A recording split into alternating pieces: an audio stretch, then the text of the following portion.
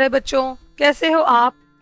तो चलिए आज हम फिर आपकी पर्यावरण अध्ययन की पाठ्य पुस्तक खोजे आसपास का पाठ नंबर 5 अनीता की मधुमक्खियां भाग 2 पढ़ने जा रहे हैं।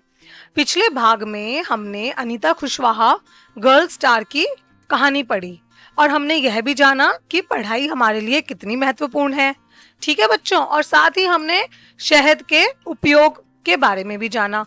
तो आज हम इस कहानी में पढ़ेंगे राइट टू एजुकेशन मतलब शिक्षा का अधिकार अधिनियम 2009। बच्चों, ऐसा बोर्ड आपने अपने स्कूलों में तो जरूर देखा होगा जैसा चित्र में दिखाया गया है। और यह किस चीज का बोर्ड है, किस बात का बोर्ड है? यह है शिक्षा का अधिकार अधिनियम 2009, जिसे कहते हैं राइट टू एजुकेशन। तो बच्चों, इस अधिनियम का अर्थ क्या है? इसका अर्थ है कि 14 वर्ष तक के सभी बच्चों के लिए मुफ्त और अनिवार्य शिक्षा। तभी आप लोगों के विद्यालयों में भी सभी बच्चों को मुफ्त शिक्षा दी जाती है।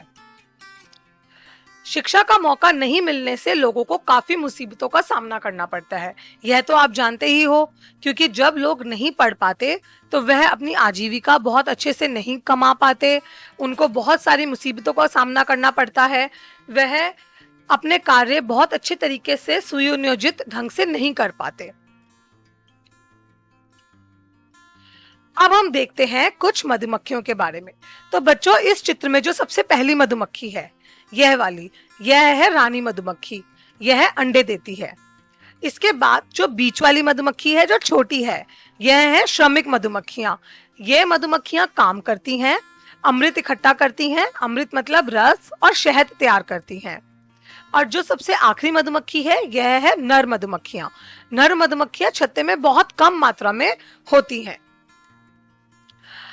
जिस तरह से मधुमक्खियां मिलजुल कर कार्य करती हैं, ठीक उसी प्रकार दीमक, ततैये और चींटियां भी मिलजुल कर रहती हैं।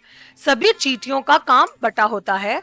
रानी चींटियां अंडे देती हैं, सिपाही चींटी बिल का ध्यान रखती हैं, और काम करने वाली चींटियां भोजन ढूंढकर बिल तक लाती हैं।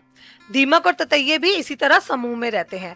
तो बच्चों, आपने देखा छोटे छोटे जीव जैसे चींटी, मधुमक्खी, ततैये, दीमक हमें कितनी जरूरी बात सिखा के जाते हैं कि हमें हमेशा साथ रहना चाहिए और एक दूसरे की मदद करनी चाहिए और समूह में कार्य करना चाहिए। तो बच्चों, मैं उम्मीद करती हूँ आज का पाठ आपको समझ आया होगा। आपका दिन शुभ हो। बाय बाय बच्चों।